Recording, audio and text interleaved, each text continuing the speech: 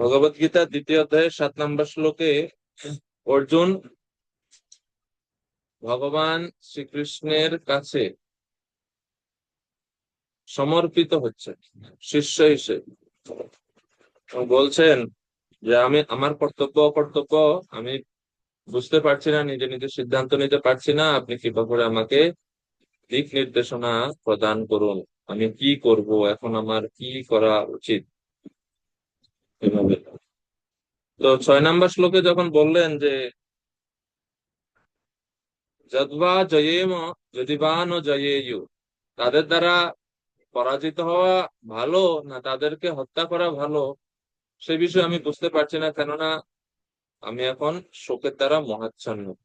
এই জন্য যখনই জীবনের সন্দেহ আসে এবং মোহ আসে, মোহ এর দ্বারা আমরা প্রভাবিত হই, তখনই আমাদের কর্তব্য পারমার্থিক গুরুদেবের কাছে শরণাগত হওয়া এবং ওনার কাছে সাহায্য চাওয়া।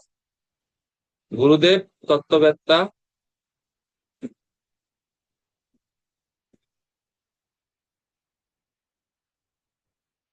তিনি কৃষ্ণ তত্ত্ববেত্তা, তিনি সবকিছু পূর্ণরূপে জানেন, সেই জন্য তিনি আমাদেরকে সঠিক সিদ্ধান্ত প্রদান করতে পারে। এজন্য গুরুদেবের শরণাগত হওয়া কর্তব্য একজন শিষ্যের। তো অর্জুনও এখানে 7 নম্বর শ্লোকে ভগবানের শরণাগত হচ্ছেন। শ্লোক দৃষ্টুপ ছন্দে রচিত, শ্লোকটা একটু ভিন্ন রকম, 2 লাইনের মতো না। कार्पण्य दोषोपहत स्वभाव पृच्छामि त्वं धर्म सम्मूढचेताः यश्रेयस्यान्निश्चितं ब्रूहि तन्मे शिष्यस्त्यहं साधिमं त्वां प्रपन्नम्। জয়কৃষ্ণ প্রভু, অনুবাদটা পড়বেন কৃপা করে। ধন্যবাদ, প্রণাম প্রভু। কার্পণ্যজনিত দুর্বলতার প্রভাবে আমি এখন কিং কর্তব্য বিমূঢ় হয়েছি এবং আমার কর্তব্য সম্বন্ধে বিভ্রান্ত হয়েছি। এই অবস্থায় আমি তোমাকে জিজ্ঞাসা করছি, এখন কি করা আমার পক্ষে শ্রেয়স্কর তা আমাকে বলো। এখন আমি তোমার শিষ্য এবং সর্বতোভাবে তোমার শরণাগত, দয়া করে তুমি আমাকে নির্দেশ দাও। ধন্যবাদ প্রভু। উপনিষদে বলা হচ্ছে তদ্বিজ্ঞানার্থাম সগুরুমেভাভিগচ্ছেৎ সমিত পানি শ্রোত্রিয়ম ব্রহ্মনিষ্ঠম। ব্রহ্মজ্ঞান লাভের জন্য সমিত হাতে করে নিয়ে গুরুর নিকটে যাওয়া উচিত, যে গুরুদেব বেদজ্ঞ এবং ব্রহ্মপরায়ণ। এই উপনিষদের এই শ্লোকে তদ্বিজ্ঞানার্থম, শিষ্যের কি যোগ্যতা, কি কর্তব্য, গুরুর কি যোগ্যতা, দুইটা বিষয় বলা হচ্ছে সংক্ষিপ্ত ভাবে। তদ্বিজ্ঞানার্থম, গুরুদেবের নিকট শরণাগত হতে হবে বিজ্ঞানের জন্য। কোন বিজ্ঞান? তদ্বিজ্ঞান, সেই বিজ্ঞান যেই বিজ্ঞানের দ্বারাতে এই জড় জগতের আসক্তি, জড় জগতের মোহ থেকে মুক্ত হয়ে কৃষ্ণ তত্ত্ব বিজ্ঞান জানা যায়। সেই বিজ্ঞান জানার জন্যই গুরুর শরণাগত হওয়া উচিত। শিষ্যের কোনো জড়জাগতিক কামনা বাসনা ইত্যাদি পূরণের জন্য কখনো গুরুর কাছে যাওয়া ঠিক না। যে গুরুদেব আশীর্বাদ করেন যেন আমার চাকরিটা ভালো হয়, আমি যাতে পরীক্ষায় পাশ করি, আশীর্বাদ করেন আমার ছেলেটা যেন ভালো মানুষ হয়, এগুলা গুরুদেবের, পারমার্থিক গুরুদেবের কাছে এই সমস্ত জিনিস চাওয়া বোকামি। কেননা এই সামান্য জিনিসগুলোর জন্য সদ্গুরুদেব না, উনি আমাদের আরো উনি কৃষ্ণ দেওয়ার, কৃষ্ণকে প্রদান করার জন্য গুরুদেব আসছেন এই জগতে। তো সেই জন্য এই ছোটখাটো জড়জাগতিক ক্ষণস্থায়ী জিনিস গুরুদেবের কাছে চাওয়া ঠিক না। তদ্বিজ্ঞানার্থম স গুরুম এভাবে বিগচ্ছেৎ, এবং সে বিজ্ঞান জানার জন্য গুরুদেবের কাছে যাওয়াটাই যথেষ্ট নয়, সাথে সাথে গুরুদেবের সেবাও করা উচিত। এজন্য শ্লোকে বলছে সমিত পানি। পানি মানে হচ্ছে হাত। পানি শব্দের অর্থ হচ্ছে হাত। এটা দন্তন না মূর্ধন্য, প আকার মূর্ধন্য রসিক পানি। পানি মানে হচ্ছে হাত। তো বলছে সমিত পানি, অর্থাৎ গুরুদেবের কাছে যেতে হবে সমিত হাতে নিয়ে। সমিত মানে কি? সমিত মানে হচ্ছে যজ্ঞের কাষ্ঠ। তো বৈদিক সময়ে গুরুদেব যজ্ঞ করতেন, আর শিষ্যরা বন থেকে কাঠ সংগ্রহ করতেন, অর্থাৎ গুরুদেবের সেবা করতেন, গুরুদেবের নির্দেশ পালন করতেন। তো এখন এই যুগে তো আর সেই আমাদের তো দরকার হয় না গুরুদেবের কাছে আর কাঠ নিয়ে যাওয়ার জন্য। কাঠ নিতে হয় কেউ কোনো দীক্ষা অনুষ্ঠানে কি এরকম শর্ত দেয় যে শিষ্যরা সব কাঠ নিয়ে আসবে গুরুদেবের কাছে? এখন এই যুগে কাঠ পরিণত হচ্ছে গ্রন্থতে, কেননা কাগজ তৈরি হয় কাঠ থেকে, বাঁশ থেকে। এই জন্য এখন গুরুদেবের কাছে আসতে হবে, গুরুদেবের নির্দেশ অনুসারে গুরুদেবকে প্রচারে সহযোগিতা করতে হবে, গ্রন্থ প্রচার করতে হবে। এখন বৈদিক যুগে যেটা কাঠ হাতে নিয়ে শিষ্যরা কাঠ সংগ্রহ করতো, এখন এখন এই বর্তমান সময়ে সেটা গ্রন্থতে পরিণত হয়েছে। তো সেজন্য শিষ্যদের কর্তব্য গুরুদেবকে প্রচারে সহযোগিতা করা, গুরুদেবের সেবা করা এবং গ্রন্থ প্রচার করা। তো সমিত পানি শ্রোত্রিয়ম ব্রহ্মনিষ্ঠম। আর গুরুদেব কেমন হবেন, ওনার কি যোগ্যতা থাকবে? তিনি হচ্ছেন ব্রহ্মনিষ্ঠ, মানে ব্রহ্মপরায়ণ, এবং সাথে সাথে তিনি হবেন বেদজ্ঞ। শ্রোত্রিয়ম মানে শ্রুতি শাস্ত্র, বেদজ্ঞ মানে সমস্ত বৈদিক শাস্ত্রে অত্যন্ত পারঙ্গত থাকবেন তিনি, অত্যন্ত জ্ঞানবান হবেন সমস্ত বৈদিক শাস্ত্রে, এবং একই সাথে তিনি হবেন ব্রহ্মপরায়ণ, অর্থাৎ পরম ব্রহ্মের প্রতি সম্পূর্ণরূপে আসক্ত বা নিমগ্ন। এই হচ্ছে গুরুদেবের। তো উপনিষদেও বলা হচ্ছে গুরু গ্রহণের বিষয়ে। এছাড়া আরো বলা হচ্ছে আচার্যবান পুরুষো বেদঃ, যিনি আচার্য আশ্রয় করেছেন তিনি ব্রহ্মজ্ঞান লাভ করেন।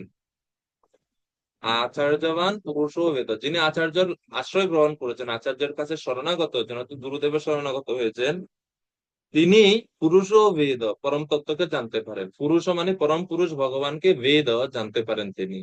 এই জন্য পরম তত্ত্ব জানতে হলে অবশ্যই সদ্গুরু শরণাগত হওয়া ছাড়া দ্বিতীয় কোনো পন্থা নেই। এবং কেউ যদি ভাবে এটা যে গুরু ছাড়া আমি সরাসরি ভগবানকে লাভ করে ফেলবো, তো সেটা একটা বোকামি ছাড়া আর কিছু না।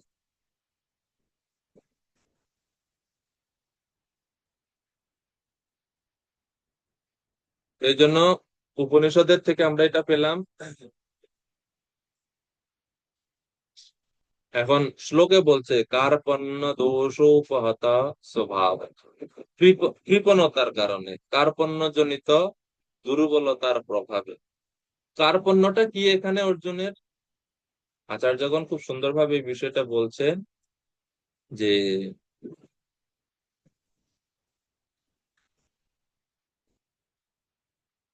কার্পণ্য শব্দের অর্থ হচ্ছে ব্রহ্ম জ্ঞানের অভাব।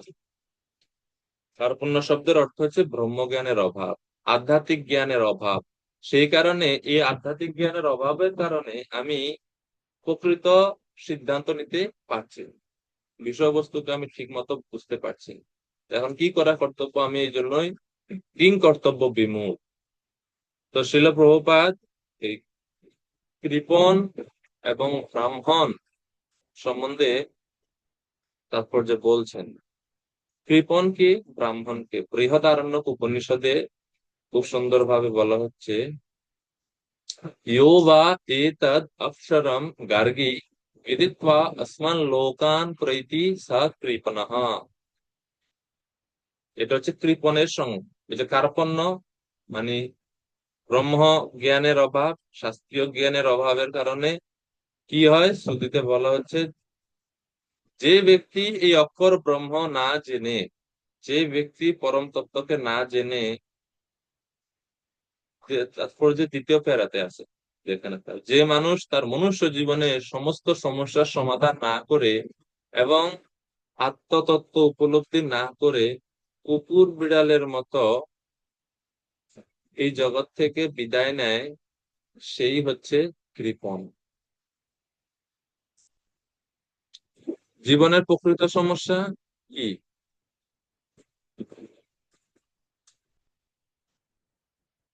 জন্ম মৃত্যু, জরা ব্যাধি, আদি ভৌতিক, আদি দৈবিক, আধ্যাত্মিক, এই সমস্ত ক্লেশ।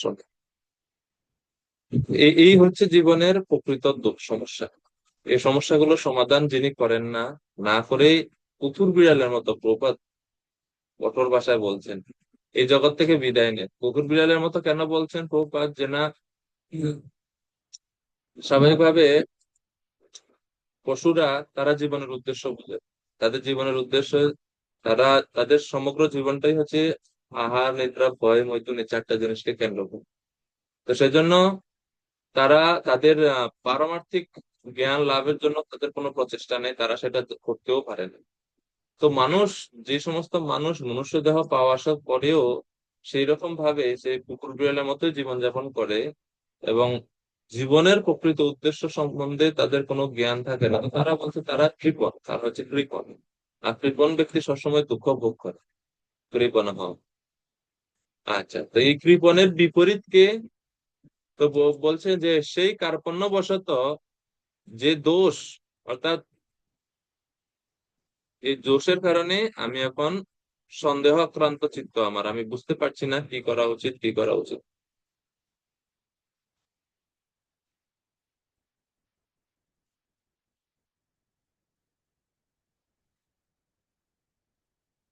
তো শিল প্রপাতের জন্য তাৎপর্যের পরে আবার বলছেন যে কৃপণের বিপরীত হচ্ছে ব্রাহ্মণ। ব্রাহ্মণ কি?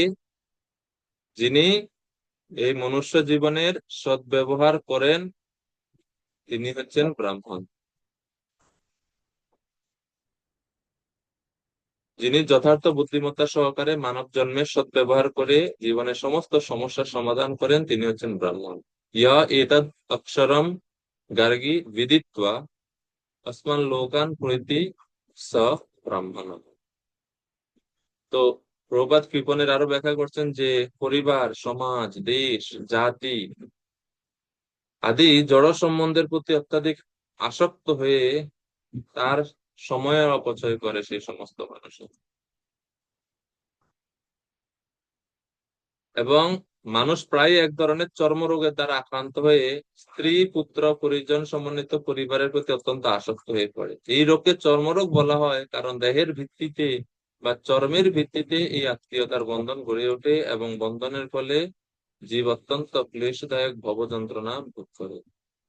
কৃপণ মনে করে সে তার পরিবারে তথাকথিত আত্মীয়দের মৃত্যুর হাত থেকে রক্ষা করবে, নয়তো সে মনে করে তার আত্মীয় স্বজন তাকে মৃত্যুর হাত থেকে রক্ষা করবে। এই ধরনের পারিবারিক বন্ধন এমনকি পশুদের মধ্যেও দেখা যায়, তারাও তাদের সন্তানদের যত্ন করে। কিন্তু এটা এটা হচ্ছে তাদের ভ্রান্ত ধারণা। কিন্তু যখন মৃত্যুর সময় সমাগত হয়, মৃত্যুর সময় উপস্থিত হয়, তখন তাকে কেউই প্রকৃতপক্ষে রক্ষা করতে পারে না। এই হচ্ছে কৃপণ কার্পণ্য দোষ উপহত স্বভাব।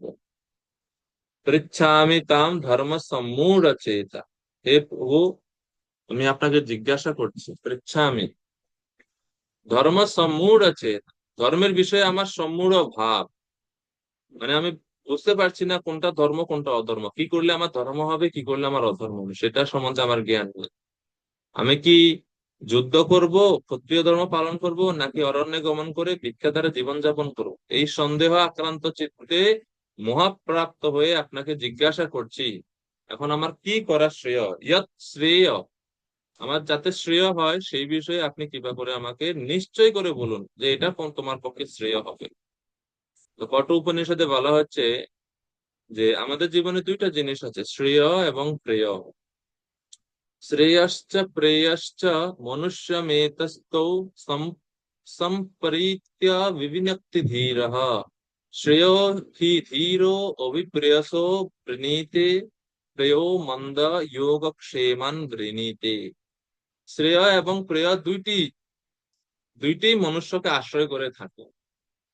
যারা ধীর ব্যক্তি এই দুইটি তত্ত্ব সম্যকভাবে অবগত হয়ে তারা শ্রেয়কে মুক্তির কারণ এবং প্রেয় বস্তুকে বন্ধনের কারণ জেনে প্রেয় পরিত্যাগ করে শ্রেয়কে বরণ করে। আর যারা বিবেকহীন, উম, দুর্বুদ্ধি সম্পন্ন মানুষ, তারা আহ প্রেয়কে প্রার্থনা করে, তারা শ্রেয় বস্তুর জন্য আকাঙ্ক্ষা করে না। তো এইভাবে শ্রেয় এবং প্রেয় সম্বন্ধে বলা হচ্ছে। শ্রেয়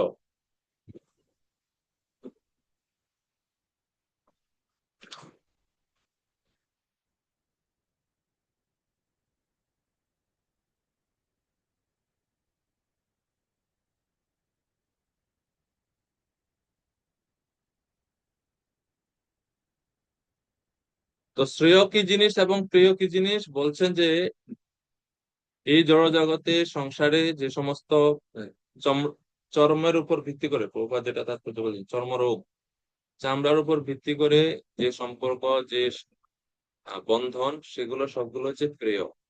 প্রিয় বস্তু প্রথমে খুবই আনন্দদায়ক, কিন্তু অন্তিমে দুঃখদায়ক। আর শ্রেয় এর বিপরীত। শ্রেয় প্রথমে হয়তো একটু কষ্টদায়ক হতে পারে, কিন্তু অন্তিমে সেটা মহা সুখদায়ক হয়।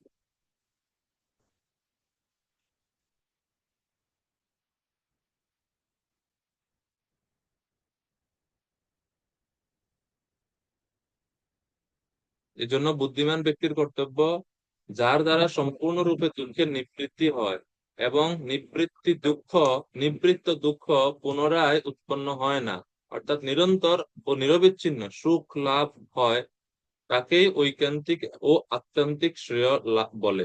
বিরূপ শ্রেয়ই আমাদের লাভ করা উচিত, এবং সেই শ্রেয় সম্বন্ধে অর্জুন এখন জিজ্ঞাসা করছেন যে, হে প্রভু, আমার এখন কি করা কর্তব্য। লৌকিক ও বৈদিক ক্রিয়াকর্মের দ্বারা ঐকান্তিক ও আত্যন্তিক মঙ্গল লাভ না হয় না জেনে বুদ্ধিমান ও ভগবত ভক্তগণ সদ্গুরু চরণ আশ্রয় গ্রহণ করে হরি ভজন করেন। যেমন বলা হয় যে, নীতিশাস্ত্রে বলা হচ্ছে, গৃহে থেকে যদি মধু লাভ ঘটে, তাহলে কি জন্য পর্বত গমন করবে? অনায়াসে যদি অর্থ সিদ্ধি হয়, তাহলে কোন বিদ্বান ব্যক্তি তার জন্য কষ্ট স্বীকার করবে? কষ্ট না করে যদি অর্থ লাভ করা যায়, তাহলে কে আর কষ্ট করবে? ঘরে থেকে যদি মধু পাওয়া যায়, তাহলে আর কে বনে গিয়ে সে মৌমাছির কামড় খেতে চায়? একই রকম ভাবে সদ্গুরুর চরণাশ্রয় গ্রহণ করে যখন আমরা জীবনের প্রকৃত পরম মঙ্গল সম্বন্ধে জানতে পারবো, তাহলে সেটা করব না কেন আমি? এই জন্য বলা হচ্ছে যে অবশ্যই কর্তব্য সকলের সদ্গুরুর শরণাগত হওয়া। অর্জুন এখানে নিষ্ঠাবান শিষ্য, উনি অর্জুনের কৃষ্ণের কাছে শরণাগত হলেন এবং ভগবানের কাছে শ্রেয় বস্তু সম্বন্ধে বলছেন, শিষ্যস্তে অহম, আমি এখন তোমার শিষ্য এবং শরণাগত। শিষ্যস্তে অহম সাধি মাম ত্বম প্রপন্নম, কৃপা করে আমাকে নির্দেশ করুন, উপদেশ প্রদান করুন। আমি আপনার শিষ্য এবং সম্পূর্ণরূপে আপনার শরণাগত। আমাকে এখন শাসন করো। এতক্ষণ পর্যন্ত আমি অনেক কিছু বললাম, আমার পাণ্ডিত্য দেখালাম, কিন্তু এখন আমি সবকিছু ত্যাগ করলাম, এখন আপনার শরণাগত। শিষ্য মানে কি? শিষ্য মানে হচ্ছে যে শাসন মানে শিষ্য। ডিসিপ্লিন শব্দ থেকে ডিসাইপল। ডিসিপ্লিন মানে যে শাসন মানে নিয়ম কানুন অনুসরণ করে, সেটাকে বলা হয় ডিসিপ্লিন। আর যে এই ডিসিপ্লিন মানে সেই হচ্ছে ডিসাইপল। তো শীষ ধাতু থেকে শাস্ত্র, শীষ ধাতু থেকে হচ্ছে শিষ্য। তো যে শাস্ত্র নির্দেশ নিয়ম কানুন গুলো পালন করেন, সেই হচ্ছে শিষ্য হওয়ার প্রকৃত যোগ্য। শিষ্যকে, তো এই জন্য হরিভক্তি বিলাসে সনাতন গোস্বামী বলছেন যে, গুরুদেব শিষ্য গ্রহণের পূর্বে গুরুদেব শিষ্যকে পরীক্ষা করবেন এবং শিষ্য গুরুদেবকে পরীক্ষা করবে, উভয়কে পরীক্ষা করবেন। পরীক্ষা করার পরে যখন আহ শিষ্য যখন বুঝবেন যে ইনি হচ্ছেন প্রকৃত সৎ গুরুদেব, তখন সেই গুরুদেবের শরণাগত হবেন। হওয়ার পরে, মানে শরণাগত হওয়ার পরে, দীক্ষা গ্রহণ করার পরে আর কোনো সন্দেহ বা পরীক্ষা, গুরুদেবের উপর সন্দেহ করা যাবে না, কোনো অশ্রদ্ধা অবজ্ঞা করা যাবে না, যা কিছু এর আগে করা যেতে পারে। এভাবে সনাতন গোস্বামী হরিভক্তি বিলাসে বলেছে। তার বর্ণনা আমরা, এর প্রয়োগ আমরা দেখি শ্রীমৎ ভাগবতমে চতুর্থ স্কন্ধে। যখন ধ্রুব মহারাজ গৃহত্যাগ করে যান, বনে গমন করেন, তখন মায়ের আদেশে ধ্রুব গৃহত্যাগ করে শ্রীহরির আশ্রয় গ্রহণ করার জন্য বনে গমন করলেন। আর যাত্রাপথে নারদ মুনি শুনতে পেলেন যে মহারাজ উত্তানপাদের পুত্র ধ্রুব গৃহত্যাগ করে বনে যাচ্ছে শ্রীহরির আশ্রয় সন্ধান করার জন্য। তো ভগবানের অনুপ্রেরণাতেই নারদ মুনি আসেন ধ্রুব মহারাজের কাছে, বালক ধ্রুবের কাছে। যখন সে যাচ্ছিল বনে, তখন রাস্তায় নারদ মুনির সঙ্গে দেখা, নারদ মুনিকে দেখে ধ্রুব মনে করছে ইনি হয়তো ভগবান, ইনি হয়তো শ্রীহরি, কেননা উনি চেনেন না নারদ মুনিকে। উনি ভাবছে উনি হয়তো শ্রীহরি। বলছে আপনি কে, আপনার পরিচয় কি? তখন বলছে যে আমি হচ্ছে নারদ। এই তো বলছে আপনি কি আমাকে সহযোগিতা করতে পারবেন কিভাবে আমি ভগবান শ্রীহরিকে পেতে পারি? তখন নারদ মুনি প্রথমে পরীক্ষা করলেন, শিষ্যের পরীক্ষা। আরে এই তোমার বয়স কত? কত ছোট মানুষ, ঘর বাড়ি ছেড়ে মা বাবাকে ছেড়ে এখানে বনে চলে আসছে একা একা, ভয় লাগে না? একটু এখানে কত বাঘ সিংহ আছে, তোমাকে খেয়ে ফেলবে তো। যাও তাড়াতাড়ি বাড়ি যাও। রাগ করে চলে আসতো, এত ছোট মানুষের তো রাগ থাকতে নাই তো। হ্যাঁ, তো ছোটদের আবার মান সম্মান অপমান কি? ধ্রুব বলছে আমার বিমাতা আমাকে তিরস্কার করছে, বাবার কোল উঠতে দেয়নি, আমি এর প্রতিশোধ নেওয়ার জন্য বাবার থেকে উচ্চ পদ, প্রপিতামহ থেকে ব্রহ্মার থেকে উচ্চ পদ লাভ করার জন্য আমি আসছি, আমি যাব না। বলছে এই ছোট মানুষের আবার মান সম্মান কি রে? বড়রা শাসন তো করবেই, তো এই জন্য তুমি ঘর ছেড়ে চলে আসবে? যাও ঘরে যাও। আর এরকম এটা ঠিক না, তোমার তোমার এখন পড়াশোনার বয়স, খেলাধুলার বয়স, তুমি এখন কি আসছো ভজন করতে? তুমি জানো হরিকে পাওয়া কত কঠিন? এটা তো বয়স হলে করতে হয়, এখন ছোট বয়সে এটা কেউ করে? তোমার বয়সে কেউ হরিভজন করে? এটা তো হরিভজনের বয়স না, তুমি যাও এখন, বাড়ি ফিরে যাও, রাগ করো না আর। তো এভাবে পরীক্ষা করছেন। ধ্রুব মহারাজ বলছেন দেখুন, আপনার যে উপদেশ সেটা ব্রাহ্মণ বালকের জন্যই যথার্থ। আমি ব্রাহ্মণ না, আমি হচ্ছে ক্ষত্রিয়। আমার হৃদয়ে সেই তেজ আছে। আপনার এই উপদেশ আমার হৃদয়ে স্থান পাচ্ছে না, আপনার উপদেশ আমি গ্রহণও করতে পারবো না। তো সেজন্য আর এই উপদেশ দিবেন না। যদি আপনি আমাকে আমার লক্ষ্য অর্জনের জন্য কোনো সহযোগিতা করতে পারেন তাহলে কৃপা করে করুন, আমি আপনার এই উপদেশগুলো গ্রহণ করতে প্রস্তুত না এই মুহূর্তে। তখন নারদ মুনি ভগবত ভক্তি সাধনের জন্য বলছে মধুবনে গিয়ে সেখানে তপস্যা করো।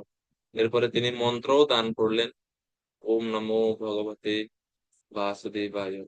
এবং বলছেন তুমি যদি এই মন্ত্র নিষ্ঠা সহকারে জপ করো, 7 দিন 7 রাত্রের মধ্যে তুমি অন্তরিক্ষে বিচরণকারী দেবতাদের দেখতে পাও। তো সেই গুরুদেবের কথা মতো ধ্রুব গিয়ে সেখানে তপস্যা করে ভগবত দর্শন লাভ করলেন। এক জন্মে না, ভাগবতমে বলা হচ্ছে এক জন্মে ধ্রুব ভগবানকে লাভ করছে। ধ্রুব মহারাজের পূর্বে আর কোনো জন্ম নাই, পরেও আর কোনো জন্ম নাই। ওই এক জন্মে শ্রীহরির আরাধনা করে এক জন্মেই লাভ করে এক জন্মেই এই জগৎ থেকে চলে গেছেন।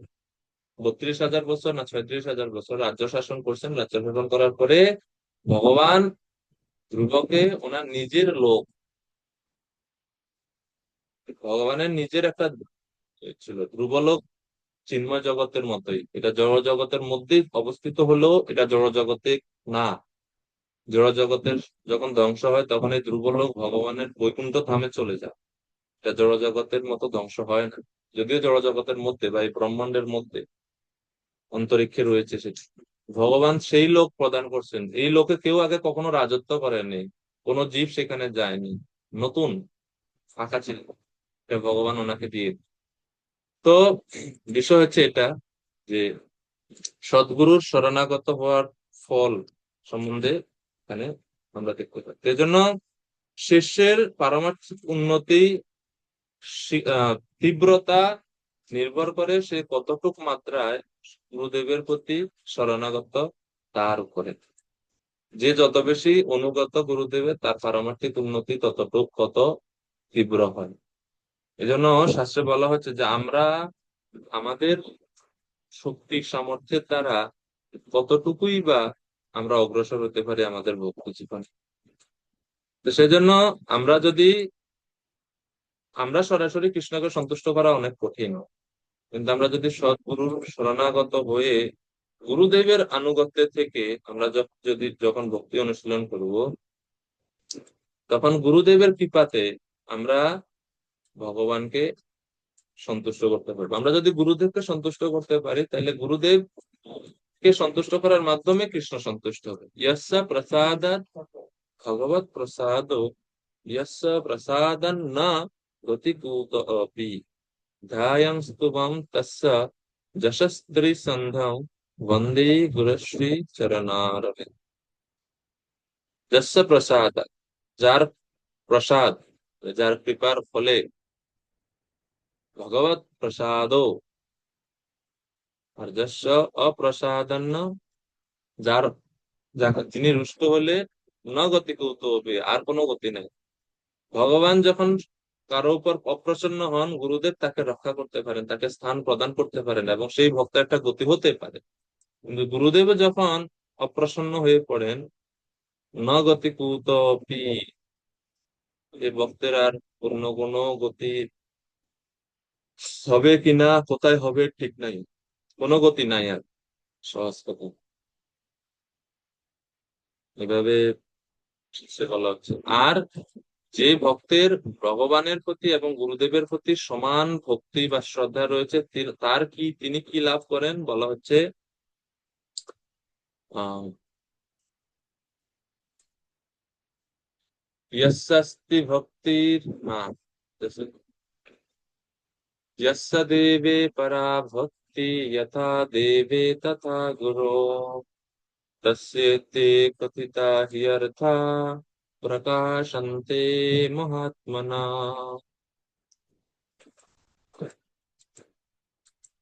যস্য যস্য দেবে পরা ভক্তি, যার ভগবানের প্রতি অগাধ ভক্তি রয়েছে, যস্য দেবে পরা ভক্তি যথা দেবে তথা গুরু, যে ভগবানের প্রতি যেরকম শ্রদ্ধা ভক্তি রয়েছে, গুরুদেবের প্রতিও সে একই রকম বা একই রকম শ্রদ্ধা রয়েছে, ভক্তি রয়েছে। তস্মৃতে কথিতা হিয়ার্থা, সেই ভক্তের কাছেই, সেই ভক্তের কাছেই প্রকাশন্তে মহাত্মনঃ, সমস্ত বৈদিক শাস্ত্রের গূঢ় তাৎপর্য প্রকাশিত হয় সেই ভক্তের কাছে। প্রকাশন্তে মহাত্ম, তো শিল প্রভুপাদ 1975 সনে, আহ, হচ্ছে জায়গা হচ্ছে জোহানেসবার্গ, সেখানে প্রভুপাদ বলছেন ধর্ম সম্মূঢ় চেতা মানে কি। ধর্ম সম্মূঢ় চেতা মানে আমার কর্তব্য সম্বন্ধে আমি বিভ্রান্ত হয়েছি। যখন আমরা আমাদের কর্তব্য কি, মনুষ্য জীবনকে আমাদের কি করা কর্তব্য, জীবনের উদ্দেশ্য যখন আমরা হারিয়ে অন্যগুলোকে নিজের জীবন, আমাদের জীবনের উদ্দেশ্য বলে আমরা গ্রহণ করি, সেটা হচ্ছে আমাদের আহ ধর্ম সম্মূঢ় চেতা। প্রভাত বলছেন যে কৃপণ অর্থ হচ্ছে সামর্থ্য থাকা সত্ত্বেও যে ব্যবহার করে না। কেউ হয়তো অনেক ধনী হতে পারে, কিন্তু সে যদি তার অর্থ খরচ করে না, প্রয়োজনে তার অর্থ খরচ করে না, তাহলে সে হচ্ছে কৃপণ। তো তিনি ভাবতে পারেন আমি কৃপণ হলেও আমার ক্ষমতা ঠিকই আছে, আমি শুধু যুদ্ধ করতে অস্বীকার করছি। অর্জুন হয়তো মনে মনে ভাবতে পারে যে আমি কৃপণ হলে কি হবে, আমার তো সামর্থ্য আছে কিন্তু আমি ব্যবহার করছি না।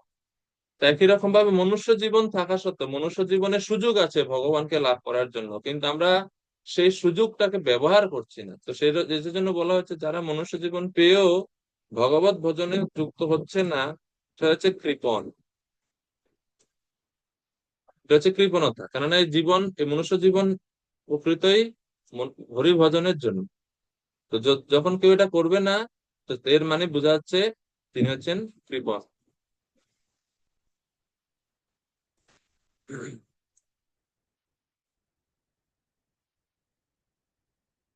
শ্রীকৃষ্ণ এখন হয়তো বলতে পারে, হে অর্জুন, যা তোমার নিজের পক্ষে ভালো তা তুমি নিজে বিবেচনা করো না, আমাকে কেন তুমি বলছো যৎ শ্রেয়স্যান নিশ্চিতম ব্রূহি তন্মে। তুমি নিজে নিজে চিন্তা করো, তোমার তোমার জন্য কোনটা ভালো, তাহলে সেটা তুমি করো।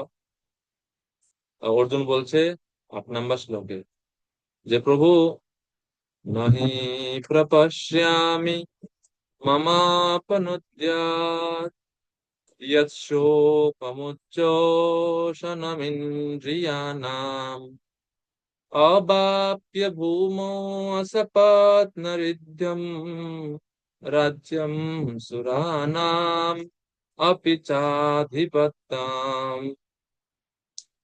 কি বলছেন যে আমার ইন্দ্রিয়গুলোকে শুকিয়ে দিচ্ছে যে শোক, তা দূর করার কোনো উপায় আমি খুঁজে পাচ্ছি না।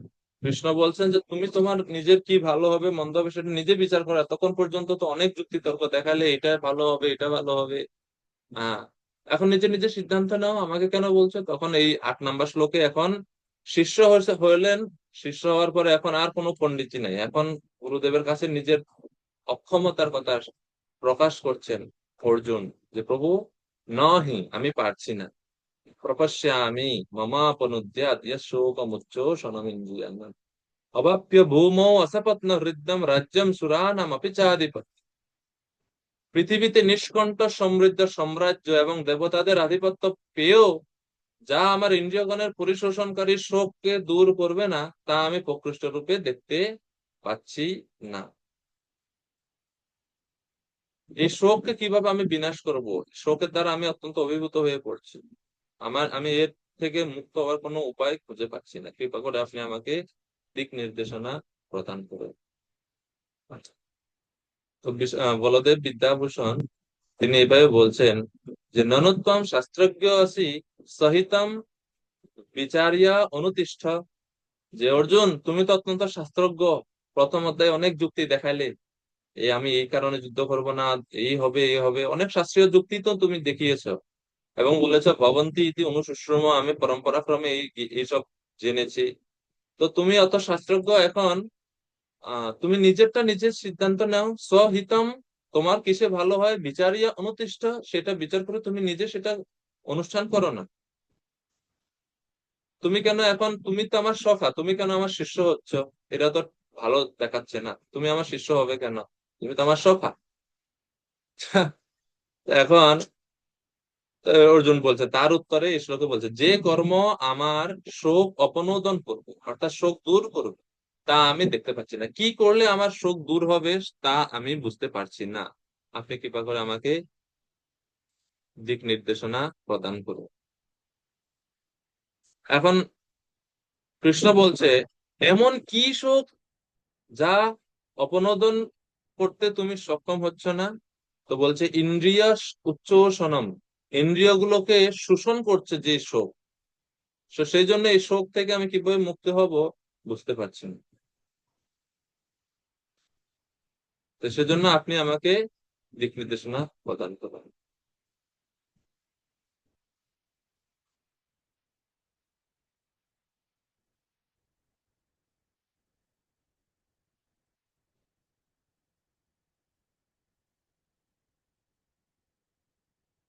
শ্রুতিতে বলা হচ্ছে, তদ ইয়তেহ কর্মোজিত লোক ক্ষীয়তে এবং এব অমুত্র পুণ্যজিত লোক ক্ষীয়তে। কর্মবান ব্যক্তি কর্ম অবসানে ইহলোক হতে ভ্রষ্ট হয়, আর পুণ্যবান ব্যক্তি পুণ্য অবসানে স্বর্গ আদি লোক হতে বিচ্যুত হয়। সুতরাং কর্ম অর্জিত উভয় লোকই নশ্বর। শ্রীমদ্ ভাগবতমেও বর্ণনা রয়েছে, কর্মনাম পরিণাম ইহ আবিরিঞ্চাত অমঙ্গলম। তো এই স্থলে এই জন্য অর্জুন বলছে যে কি করলে, কোন কর্ম করলে আমার আসলে শোক থেকে আমি মুক্ত হতে পারবো তা আমি বুঝতে পারছি। সেজন্য তিনি এখন ভগবানের চরণের শরণাগত হলেন এবং অর্জুন সিদ্ধান্ত নিচ্ছেন যে কৃষ্ণ হচ্ছেন জগৎগুরু, যে কৃষ্ণের চরণে শরণাগত হলে, কৃষ্ণর চরণে শরণাগত রূপ ভক্তির দ্বারাই আমি একমাত্র শোক মোহ এবং ভয় থেকে মুক্ত হতে পারবো। শোক থেকে যদি কেউ মুক্ত হতে চায়, ভয় থেকে যদি কেউ মুক্ত হতে চায় এবং মোহ থেকে যদি কেউ মুক্ত হতে চায়, তাহলে একমাত্র ভগবত ভক্তিরই আশ্রয় গ্রহণ করা উচিত। এবং ভক্তি যোগের শুরুই হয় আদৌ শ্রদ্ধা, সাধু সঙ্গ, ভজন ক্রিয়া এই এই পন্থা। তো এখন অর্জুন ভক্ত হিসেবে তিনি সদ্গুরুদেবের শরণাগত হয়ে গুরু চরণাশ্রয় লাভ করে আদৌ গুরু সমাশ্রয় গুরু শরণাগত হয়ে তিনি ভক্তিযোগ অনুশীলন করছেন। এখন ভগবানের কথা শুনে তিনি ভগবানের আদেশ অনুসারে কার্য করবেন। তো এইভাবে ভক্তিযোগ অনুশীলনের ফলে অর্জুনের শোক মোহ ভয় দূর হবে। শ্রীমদ্ ভাগবতমে বলা হচ্ছে, ইয়াসাম বৈ শ্রূয়মানায়াম কৃষ্ণে পরম পুরুষে ভক্তিরুৎপদ্যতে পুংসাম শোক মোহ ভয়াপহা। যস্যাম্বৈ শ্রূয়মানায়ান কৃষ্ণে পরম পুরুষে, ভগবান শ্রীকৃষ্ণ বিষয়ে কৃষ্ণ কথা শ্রবণের ফলে পুংসাম মানুষের শোক ও মোহ ভয়া অপহা, শোক মোহ ভয় দূর হয়ে যায়। সেজন্য অর্জুন এখন অত্যন্ত বুদ্ধিমত্তার সঙ্গে কৃষ্ণের শরণাগত হচ্ছেন, যা শরণাগত হওয়ার ফলে শোক মোহ ভয় দূর হয়। তো বলদেব বিদ্যাভূষণ ঠাকুর তিনি বলছেন, এখান থেকে আমরা শিক্ষা পেতে পারি যে গুরুদেব আমাদের পরমার্থ বিষয়ের নিশ্চয়তার সম্বন্ধে পরীক্ষা করিয়ে তারপরে কৃপা করেন। যেটা আমরা একটু আগে বলছি যে গুরুদেব প্রথমে পরীক্ষা করেন। এছাড়া আমরা অনেক সময় বিপদে পড়ে গুরুচরণে প্রপত্তি স্বীকার করলেও কোনো প্রকারে বিপদ উদ্ধার হয়ে গেলে আবার নিজের স্বতন্ত্রতা ভাব আমরা প্রকাশ করে থাকি। অর্জুন আজ ভক্তিকে একমাত্র শ্রেয় এবং শোক মোহ নাশকারিণী বলে জানালেন, এবং সকল অবস্থাতে নিষ্কপটে গুরুচরণে প্রপত্তি রাখা দরকার তাও তিনি শিক্ষা দিলেন।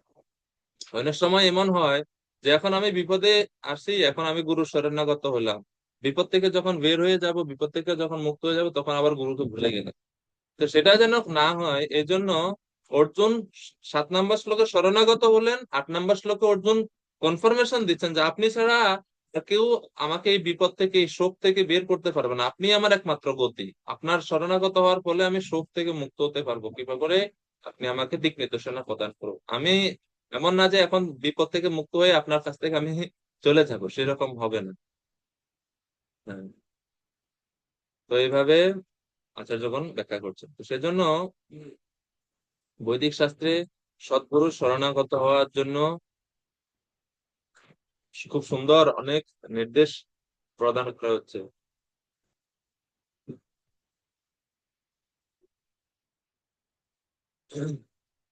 বেদান্ত সার গ্রন্থে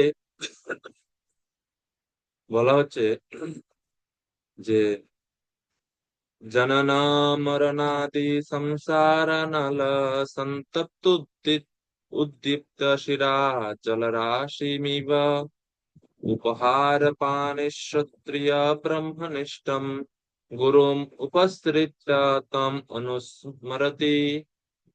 বলছে যে জনন মরণ আদি সংসার অনল সন্তপ্ত উদ্দীপ্ত শিরা জলরাশিমিব।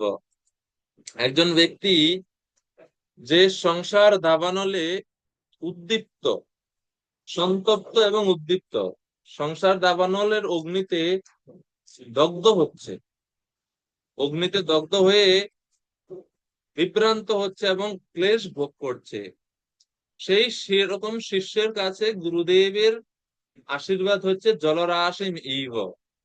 জলরাশিম ইব মানে হচ্ছে জলের মতো। জল প্রদান করার ফলে, বৃষ্টি বর্ষণের ফলে যেরকম সংসার দাবানল নাশপ্রাপ্ত হয়, একই রকম ভাবে সংসার বন্ধন ছেদন হয় যখন একজন গুরুদেবের শরণাগত হয়। তো সেই জন্য শিষ্যের কর্তব্য সেই ব্রহ্মনিষ্ঠ গুরুদেবের নিকট গমন করা এবং তার অনুগত হওয়া, তম অনুসরতি, তার অনুগত হয়ে থাকা। এবং যখন ভগবান দেখেন কোন জীব তার কাছে ফিরে যেতে অত্যন্ত ঐকান্তিক, তখনই ভগবান সেই জীবের কাছে গুরুদেবকে প্রদান করে। জীব কৃষ্ণ নিত্য দাস, জীব নিত্য কৃষ্ণ দাস, তাহা ভুলি গেল, এই দোষে মায়া তার গলায় বাঁধিল। যখনই আমরা কৃষ্ণ বহির্মুখ হয়ে গেলাম, তখনই মায়া আমাদেরকে আবদ্ধ করে। মায়ার শক্তি নাই আত্মাকে আক্রান্ত করা, কিন্তু যখন জীব সে কৃষ্ণ থেকে বহির্মুখ হয়ে যায়, তখন মায়া সেই সুযোগটা পায় এবং আমাদেরকে আবদ্ধ করে। কৃষ্ণ ভুলি যেই জীব অনাদি বহির্মুখ, অতএব মায়া তারে দেয় সংসার আদি দুঃখ। তো সংসার দুঃখ, এই জড়জগতের দুঃখ ক্লেশ আমরা ভোগ করছি কৃষ্ণকে ভুলে যাওয়ার কারণে। তো সেইখান থেকে এই মায়াগ্রস্ত জীবকে উদ্ধার করার জন্যই সদ্গুরুদেবকে পাঠান ভগবান এই জগতে। গুরু বর্গরা আসেন এই জগতে আমাদেরকে রক্ষা করার জন্য। কৃষ্ণ বহির্মুখ হইয়া ভোগবাঞ্ছা করে, নিকটস্থ মায়া তারে চাপটিয়া ধরে, পিশাচি পাইলে যেন মতিচ্ছন্ন হয়, মায়াগ্রস্ত জীবের হয় সে ভাব উদয়, আমি নিত্য কৃষ্ণ দাস এই কথা ভুলে, মায়ার নফর হইয়া চিরদিন ভুলে ভুলে। চৈতন্য চরিতামৃতে বলা হচ্ছে যে আমি কৃষ্ণ আমি নিত্য কৃষ্ণ দাস, এই কথা ভুলে গিয়ে মায়ার নকর হয়ে, মায়ার দাস হয়ে সে চিরদিন সারা জীবন সে জগতে ঘুরে বেড়ায়। কবু রাজা, কবু প্রজা, কবু বিপ্র শূদ্র, কবু সুখী, কবু দুঃখী, কবু কি ক্ষুদ্র, কবু স্বর্গে, কবু মর্তে, নরকে বা কবু, কবু দেব, কবু দৈত্য, কবু দাস প্রভু। প্রেম বৈবর্তে বলা হচ্ছে যে কখনো জীবের কিভাবে সে সংসারে ভ্রমণ করে, কখনো সে রাজা হয়, কখনো প্রজা হয়, কখনো বিপ্র হয়, কখনো শূদ্র হয়, কখনো সুখী হয়, কখনো দুঃখী, কখনো কীট পতঙ্গ, কখনো স্বর্গে, কখনো নরকে, কখনো এই জগতে, কখনো দেবতা শরীরে, কখনো অসুর শরীরে, এইভাবে সে ঘুরে বেড়াতে থাকে, তার সংসার চক্রে ভ্রমণ করতে থাকে। এই সংসার চক্র থেকে যখন যদি কোনো জীব উদ্ধার পেতে চায়, তার কাছে মাত্র একটাই গতি আছে, সেটা কি? এই রূপ সংসার ভ্রমিতে কোনো ভাগ্যবান জীব গুরু কৃষ্ণ প্রসাদে পায় ভক্তি লতা বীজ। এইরূপ সংসার ভ্রমিতে, এইভাবে সংসার ভ্রমণ করতে করতে করতে করতে যে সে যদি কোনো দেহে, কোনো জীবনে অজ্ঞাত সুকৃতি যদি তার থাকে, সে অজ্ঞাত সুকৃতির বলে সেই জীব গুরু কৃষ্ণের সান্নিধ্য, সাধুদের সান্নিধ্য পেতে পারে। অজ্ঞাত সুকৃতি, অজ্ঞাত স্বীকৃতি জমা হতে হতে একটা নির্দিষ্ট পরিমাণ হলে তখন সে গুরুদেবের সাথে তার সাক্ষাৎ হয় বা সাধুদের সাথে তার সাক্ষাৎ হয়। তো জন্য বলা হচ্ছে গুরু কৃষ্ণ প্রসাদে পায় ভক্তিলতা বীজ। ভক্তিলতা বীজ আমাদের হৃদয়ে গুরুদেব সেটা জাগ্রত করেন, বপন করেন। তাতে কৃষ্ণ ভজে করে গুরুর সেবন, মায়া জাল ছুটে পায় শ্রীকৃষ্ণ চরণ।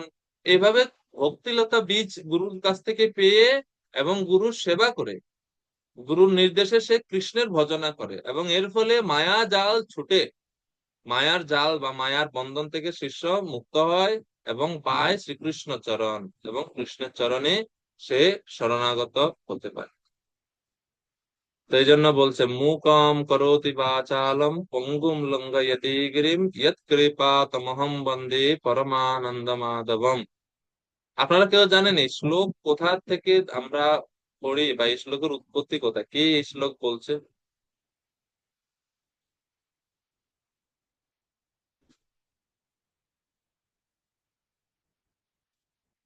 মূকম করোতি বাচালম এই শ্লোকের রচয়িতা কে?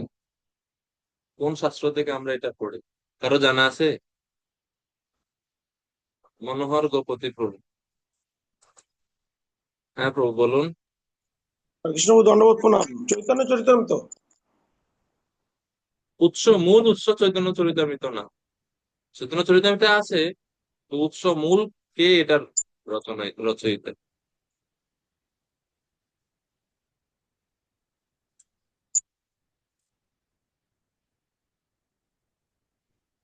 অনেকে আমরা জানি না এটা।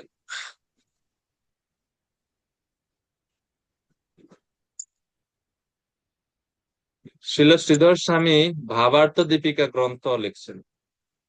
এই ভাবার্থ দীপিকার মঙ্গলাচরণে তিনি এই শ্লোক লিখছেন, গুরুদেবের কাছে প্রার্থনা করতে গিয়ে তিনি এই শ্লোক লিখছেন। এটা ওইখান থেকে আমরা পড়ি, ভাবার্থ দীপিকার মঙ্গলাচরণ থেকে এই শ্লোক নেওয়া। তো এইভাবে গুরুদেবের যোগ্যতা সম্বন্ধে হরিভক্তি বিলাসে আরেকটা খুব সুন্দর শ্লোক রয়েছে। এটা হচ্ছে বিষ্ণু স্মৃতি গ্রন্থ থেকে হরিভক্তি বিলাসে উল্লেখ করা হচ্ছে সদ্গুরুদেবকে, গুরুদেবের যোগ্যতা, গুরুদেবের বৈশিষ্ট্য। কৃপা সিন্ধু সুসম্পূর্ণ সর্বসত্তোপকারক নিঃস্পৃহ সর্বতা সিদ্ধ সর্ববিদ্যা বিশারদ সর্ব সংশয় ছেদত্তানলসো গুরুরহর্হিত।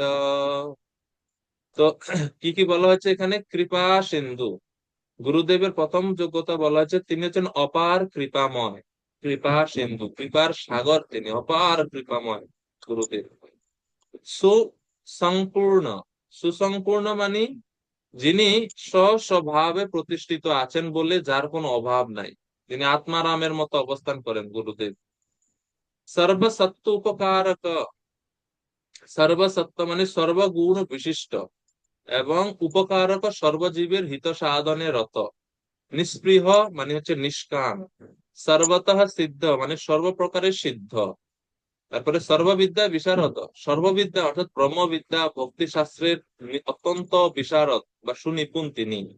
এবং সর্ব সংশয় ছেদ, শিষ্যের সমস্ত প্রকার সংশয় ছেদনের সমর্থ। এরপরে অনলস, অনলস অর্থাৎ উনি ওনার মধ্যে কোনো অলসতা না, উনি সবসময় পরিষেবাতে নিষ্ঠ। এই ধরনের এই ধরনের গুণ সম্পন্ন ব্যক্তিকে গুরু বলা হয়ে থাকে, গুরুর আহৃত। এই ধরনের ব্যক্তিকে গুরু বলা হয়ে থাকে, এই হচ্ছেন গুরু। তো এইভাবে হরিভক্তি বিলাসে সদ্গুরুর গুণাবলী, এই সমস্ত গুণাবলী গুরুর মধ্যে থাকতে হবে, এভাবে বলা হচ্ছে। এটা অনেক গুরুত্বপূর্ণ এই শ্লোক। এখন গুরু হতে হলে এই গুরু সম্বন্ধে আমাদের আহ হিন্দু ধর্মে, সনাতন ধর্মে অনেক কি রয়েছে, বিভিন্ন মত রয়েছে যে গুরুকে হতে হবে ব্রাহ্মণ বংশীয়, অনেকে বলে। আসলে কি তেমন? বলা হচ্ছে যে জগৎ গুরু গুরুদেব তিনি জাতিকুলের ঊর্ধ্বে, ষটকর্ম নিপুণ বিপ্র, মন্ত্র তন্ত্র বিশারদ, অবৈষ্ণব গুরুর নস্যাৎ, বৈষ্ণব সপচ গুরু। পদ্মপুরাণের শ্লোক এটা। বলা হচ্ছে ষটকর্ম নিপুণ, ছয় প্রকার কর্মে নিপুণ। ছয় প্রকার কর্ম কি? যজন যাজন, অধ্যয়ন অধ্যাপন, দান ও প্রতিগ্রহ। এই হচ্ছে ছয় প্রকার, বা এগুলোকে, এই ছয়টাকে বলা হয় একসাথে ষট কর্ম। এটা একজন ব্রাহ্মণ মানে এই ছয়টি কর্ম তিনি করবেন, এই জন্য বলছে ষট কর্ম নিপুণ বিপ্র। যে বিপ্র বা যে ব্রাহ্মণ এই ছয় প্রকার কর্মে অত্যন্ত নিপুণ এবং যিনি মন্ত্রতন্ত্র বিশারদ, কিন্তু সে ব্রাহ্মণ যদি বৈষ্ণব না হয়, অবৈষ্ণব হয়, তাহলে গুরুর তিনি গুরু হতে পারেন না। কিন্তু বিপরীত পক্ষে, অন দ্য আদার হ্যান্ড, চন্ডাল কুল প্রকটিত, চন্ডাল কুলে জন্মগ্রহণকারী কোন বিষ্ণু ভক্তি পরায়ণ বৈষ্ণব যদি কেউ হয়, তিনি যদি চন্ডাল কুলেও জন্মগ্রহণ করেন, তিনি গুরু হবার যোগ্য। পদ্মপুরাণে বলেছে অবৈষ্ণব গুরুর নস্যাৎ, বৈষ্ণব সপচ গুরু। সপচ কুলে জন্মগ্রহণ করলেও তিনি যদি হরিভক্তি পরায়ণ শুদ্ধ ভক্ত হন, তাহলে উনি গুরু হওয়ার যোগ্য। এই জন্য গুরুকে জাতি বর্ণের দ্বারা বিচার করা যায় না। পদ্মপুরাণে আরো বলা হচ্ছে বৈষ্ণব যিনি, তিনি হচ্ছেন গুরু। বৈষ্ণব শুধু গুরু না, তিনি সমস্ত বর্ণের, সমস্ত আশ্রমের গুরু হচ্ছেন বৈষ্ণব। বিপ্র ক্ষত্রিয় বৈশ্যাশ্চ গুরুব শূদ্র জন্মনাম, শূদ্রাশ্চ গুরুবস্তেষাম ত্রয়ানাম ভগবৎ প্রিয়া। বিপ্র মানে ব্রাহ্মণ, ক্ষত্রিয় ও বৈশ্য জাতি, শূদ্র কুলোদ্ভূত ব্যক্তিগণের গুরু হতে পারেন। এটা হচ্ছে সাধারণ বিধি। সাধারণ বিধি হচ্ছে শূদ্রদের গুরু কে হতে পারেন? বিপ্র হতে পারেন, ক্ষত্রিয় হতে পারেন, বৈশ্য হতে পারেন। কেননা শূদ্র কুল হচ্ছে সবচেয়ে নিচের, সেজন্য বিপ্ররা তাদের গুরু হতে পারে, শূদ্রদের গুরু হতে পারে, ক্ষত্রিয়রা গুরু হতে পারে, বৈশ্য গুরু হতে পারে। এটা হচ্ছে সাধারণ বিধি। কিন্তু ভগবত মার্গে এই বিধি এরকম এই সিরিয়ালে থাকে না। যিনি ভগবত প্রিয়, ভগবানের প্রিয়, ভগবানের শুদ্ধ ভক্ত বৈষ্ণব, তিনি শূদ্রকুলে অবতীর্ণ হলেও উক্ত তিন বর্ণের গুরু হওয়ার যোগ্য। উক্ত তিন বর্ণ মানে কি? ব্রাহ্মণ, ক্ষত্রিয়, বৈশ্য। এই তিন বর্ণের গুরু হতে পারেন সে শূদ্র কুলোদ্ভূত বৈষ্ণব।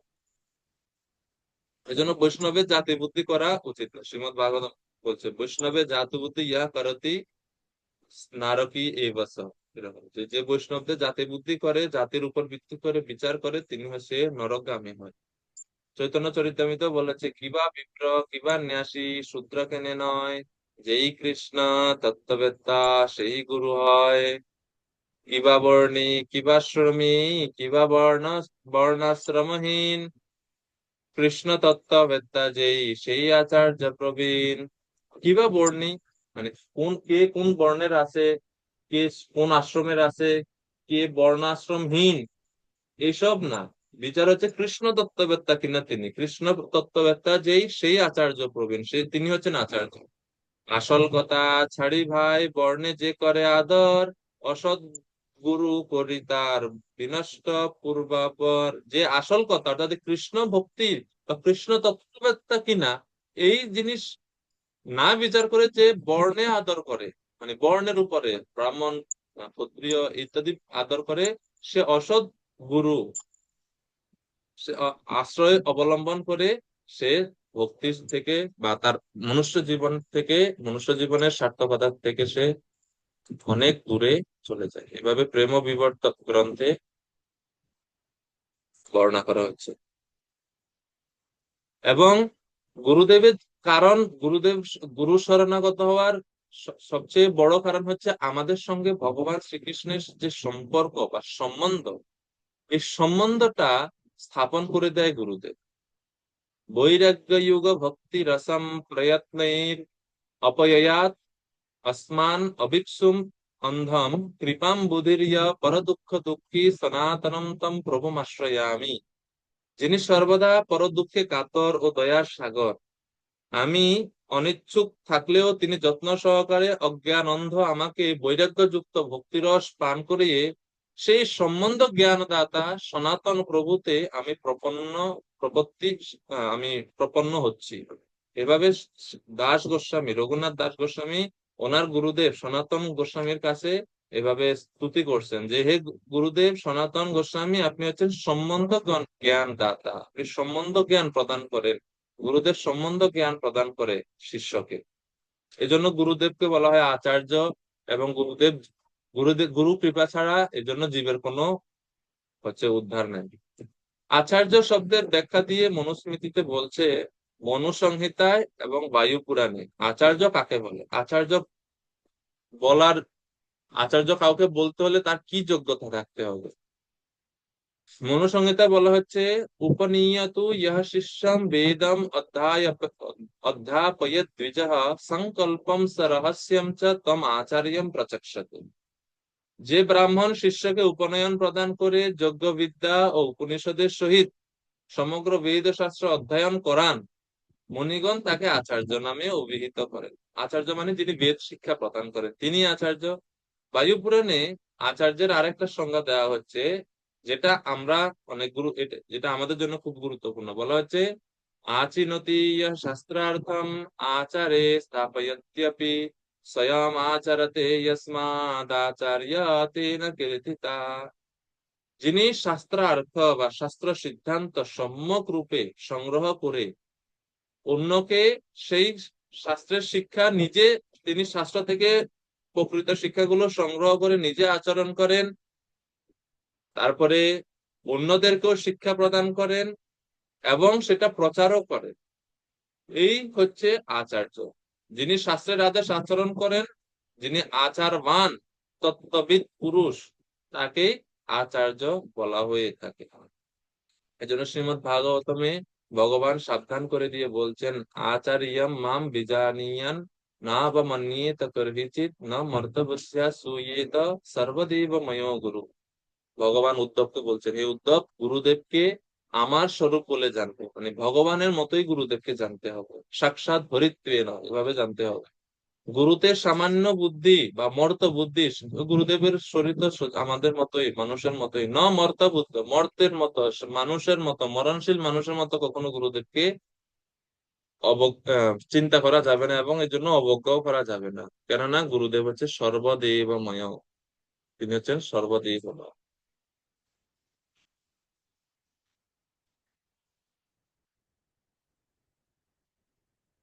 তো এইভাবে গুরু তত্ত্ব সম্বন্ধে বৈদিক শাস্ত্রে আরো বিস্তারিত বর্ণনা রয়েছে। আমরা যেহেতু ভগবত গীতার মধ্যে আছি, সেই জন্য আমরা আর ওদিকে যাচ্ছি না। তো এই দুইটি শ্লোক অত্যন্ত গুরুত্বপূর্ণ, কেননা ভগবত গীতা শুরু হচ্ছে এখান থেকে। যতক্ষণ না পর্যন্ত অর্জুন শিষ্য হচ্ছেন, ততক্ষণ পর্যন্ত কৃষ্ণ উপদেশ দিচ্ছেন। তো শিষ্য হওয়াটা, আদর্শ শিষ্য হওয়াটা খুব গুরুত্বপূর্ণ। তা না হলে সময় যাবে কিন্তু পরমার্থ লাভ কিছু হবে না। গুরুদেব কৃপাবারে বর্ষণ করছেন, কিন্তু সেই কৃপাবারে যদি আমি ধারণ করতে না পারি, তাহলে দোষ, দুর্ভাগ্য তো আমার। তো সেই জন্য এই বিষয়টা আমাদের খুব ভালোভাবে জানা উচিত। প্রভুপাদ এই 8 নম্বর শ্লোকের তাৎপর্য গুরুদেব সম্পর্কে বিস্তারিত আলোচনা করলেন, আমরাও বিস্তারিত আলোচনা করলাম।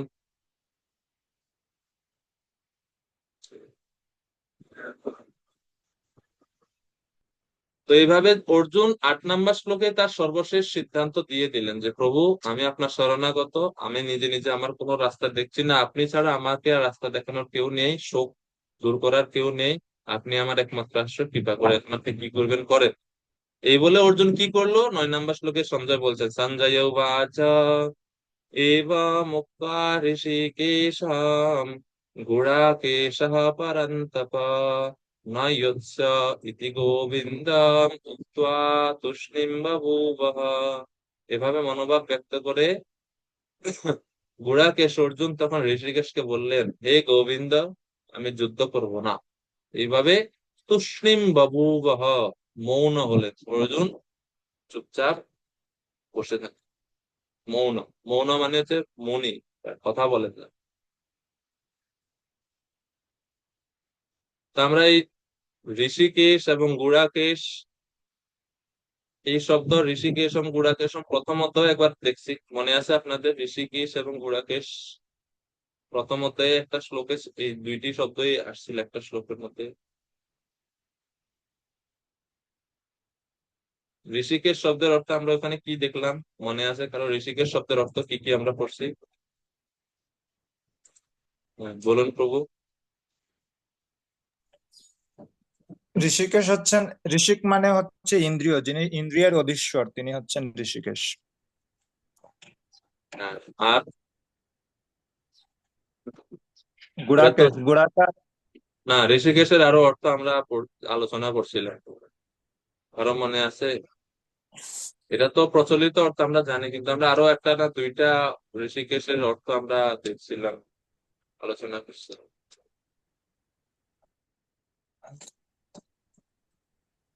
মনে নাই আপনাদের কারো?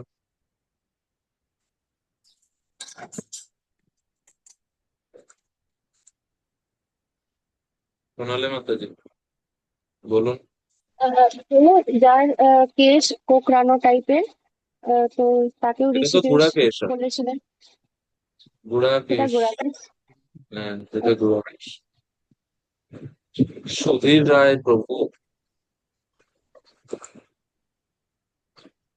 মাতাজি হ্যান্ড রেজ করছিলেন, মাইক অন করেন বলুন।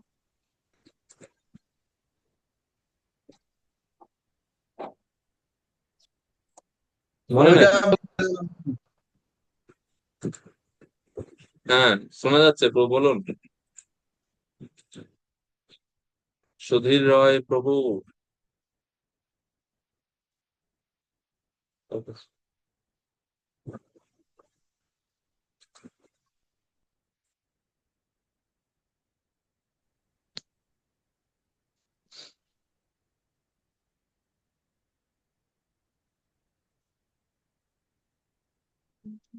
ঋষিকেশ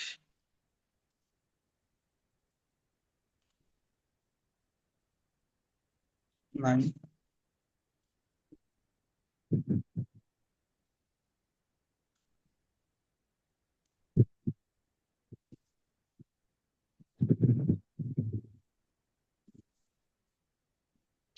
মনে নেই, সমস্যা নেই। ঋষিকেশ গুড়াকেশ সম্বন্ধে আমরা আলোচনা করছিলাম প্রথম অধ্যায়ের কোন শ্লোকে? প্রথম অধ্যায়।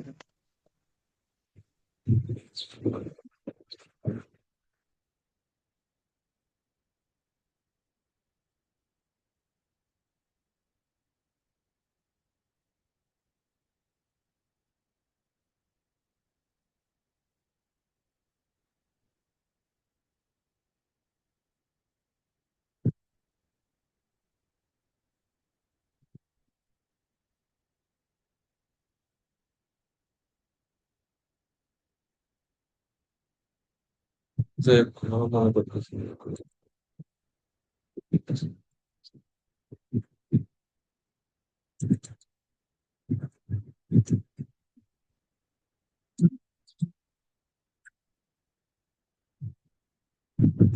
তো প্রভু, বলুন। 24 নাম্বার শ্লোকে আলোচনা হয়েছিল। বুঝিনি প্রভু। 24 নম্বর শ্লোকে 24 ঋষিকেশ নিয়ে নম্বর শ্লোকে আলোচনা। হ্যাঁ প্রভু, ঋষিকেশ গুড়াকৃষ্ণ ভারত এবং এব ঋষিকেশ গুড়াকেশন ভারত সেনয় উভয় মধ্যে স্থাপয়িত্রা রতোত্তম। এখন মনে পড়তেছে না, আমি দু তিনটা অর্থ আর নামটা এরকম আলোচনা করছি বলে আমার এখন মনে পড়তেছে, কিন্তু ভুলে গেছি। যাই হোক, সামনের দিকে যাই আমরা।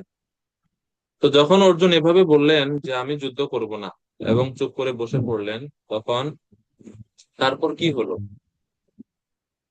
তারপর কি হলো 10 নম্বর শ্লোকে বলছে, তমুবাচা হৃষিকেশ প্রহসন্নিব ভারত সেনয়োরুভয়োর মধ্যে বিষীদন্তামিদম বচঃ। হে ভারত বংশীয় ধৃতরাষ্ট্র, সঞ্জয় বলছেন, হে ভারত বংশীয় ধৃতরাষ্ট্র, সেই সময় স্মিত হেসে শ্রীকৃষ্ণ উভয় পক্ষের সৈন্যদের মাঝখানে বিষাদগ্রস্ত অর্জুনকে এই কথা বললেন। ভগবান স্মিত হাসলেন। কেন ভগবান স্মিত হাসলেন? ভগবানের হাসির রহস্য কি?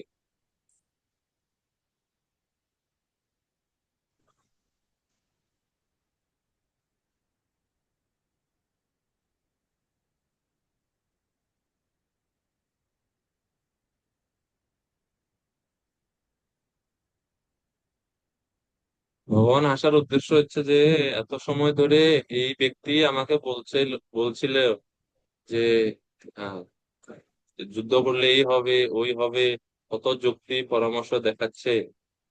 এখন সেই ব্যক্তি এখন কান্নাকাটি করে আমার শরণাগত হলো। যে এতদিন আমার বন্ধু ছিল সে এখন আমার শিষ্য হয়ে গেল। সব শেষ, চার্জ শেষ হয়ে গেছে, আর কিছু নাই ভিতরে। এই জন্য কৃষ্ণ সখা ছিল তো, সখ্য ভাবে একটু ঈষৎ স্মিত হাসলেন।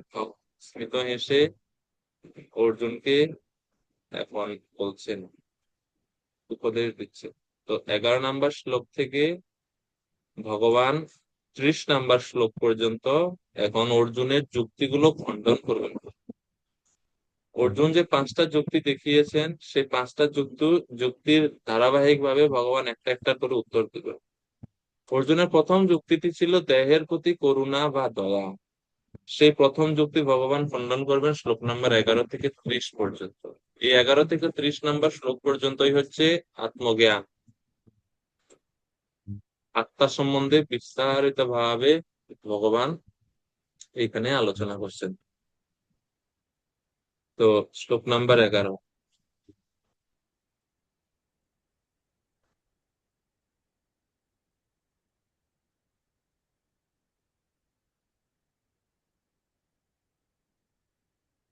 তো এর মধ্যে 11 থেকে 13 নম্বর শ্লোকে ভগবান প্রথমে বলছেন দেহের পরিবর্তন স্বাভাবিক।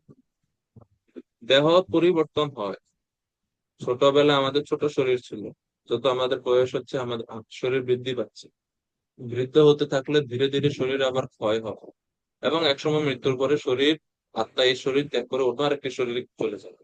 দেহের এই পরিবর্তনটা স্বাভাবিক, সুতরাং এর জন্য অযথা শোক করো না। তোমার এটাও জেনে রাখা উচিত স্বতন্ত্র আত্মা সবসময় নিত্য বিরাজমান। তো অর্জুনের এই শোকের কারণ ছিল দেহ এবং আত্মার পার্থক্য সম্বন্ধে অজ্ঞতা। এই জন্য ভগবান দেহ এবং আত্মার পার্থক্য নিরূপণ করার জন্য জ্ঞান দিচ্ছে। শ্রী ভগবান বাচ, প্রথম শ্লোকে একটু শাসন করছেন, ভর্ৎসনা করছেন।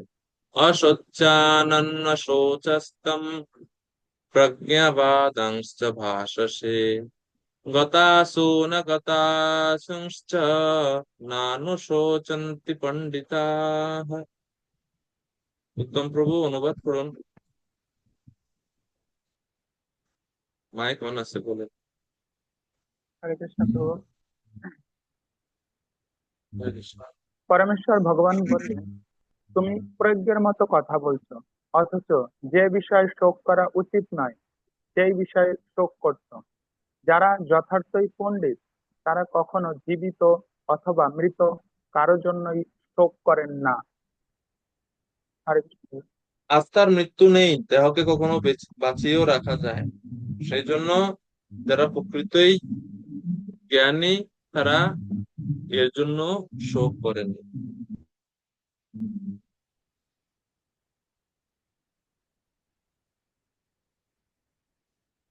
চাণক্য পণ্ডিত বলছেন, পিতা মাতার জন্য পরামর্শ দিয়েছেন যে পুত্র এবং শিষ্যকে সবসময় শাসন করা উচিত, সবসময় তাদের ভুল ধরিয়ে দেওয়া উচিত, রাগারাগি করা না, শাসন করা, ভুল ধরিয়ে দেওয়া। তো এটা মূলত পিতা ও শিক্ষকের কাজ, তারা শুধু তোমার ভুলই ধরবেন, ভালো জিনিসগুলো নয়। কখনো পুত্র ও শিষ্যের ভালো কাজের প্রশংসা সবার সামনে করতে নেই। ভালো কাজের প্রশংসা মানে বেশি যদি করে তাহলে হয়তো সে বিপদ, মানে সে একটু অহংকার আসতে পারে তার মনের মধ্যে। তো সেজন্য যারা অভিভাবক আছেন তারা সবসময় অনুশাসন করেন, অনুশাসনের মধ্যে রাখেন শিষ্যকে পুত্রকে, যাতে সে তার ভুলগুলো শুধরাতে পারে। আর এত বেশি প্রশংসা করে না, প্রশংসা হয়তো করে অল্প অল্প। তো এখানে কৃষ্ণ প্রথমেই শাসন করছেন এই জন্য যে তুমি তো এতক্ষণ পর্যন্ত পণ্ডিতের মতো কথা বলছো, কিন্তু যেই বিষয়ে শোক করা উচিত সেই বিষয়ে শোক করছো। একটা বাচ্চা বাবা মায়ের সঙ্গে কক্সবাজার গেছে সমুদ্র সৈকতে ঘুরতে। সমুদ্র সৈকতে ঘুরতে গিয়ে সে বালি বালি দিয়ে সমুদ্রের তীরে খুব সুন্দর একটা প্রাসাদ তৈরি করছে। আর একটু পরে একটা ঢেউ এসে প্রাসাদ ভেঙে দিছে। আর সে কি কান্নাকাটি শুরু করছে, যায় হ্যাঁ আমার বাড়ি ভেঙে দিচ্ছে। তো বাবা বুঝাচ্ছে, যারে এটা তো ক্ষণস্থায়ী, তুমি তো এখানে থাকবেও না, এটা বালির তৈরি প্রাসাদ ঘর, এটা থাকবে, এটা তো জলে থাকে, এটা ভেঙেই যাবে, তো এটার জন্য শোক করার কি আছে, এটা তো এমন দামি কিছু না। কিন্তু বাচ্চা তো বুঝছে না, সে ভাবছে যে না এটা আমি এত কষ্ট করে এটা করলাম, এটা আমাকে আমার আমার কাছ থেকে এটা চলে গেল, এটা ভেঙে গেল, শোক করছে। তো এইভাবে কৃষ্ণ অর্জুনকে বোঝাচ্ছে, তুমি যেই জিনিসের জন্য শোক করার দরকার নেই এই জিনিসের জন্য শোক করছো। তুমি না পণ্ডিত, বিজ্ঞজন, আচ্ছা কেন অসহ্য, কেন শোক করা উচিত নয়? কেননা নত্বেবাহম জাতু নাসাম নত্বম নেমে জনাধিপা ন চৈবা ন ভবিষ্যামা সর্বে বয়মতঃ পরম। এমন কোন, কেননা আত্মা হচ্ছে নিত্য বিরাজমান, আত্মার অস্তিত্ব নিত্য, আত্মা কখনো বিনাশ হয় না এবং আত্মা তার অস্তিত্ব কখনো হারায় না।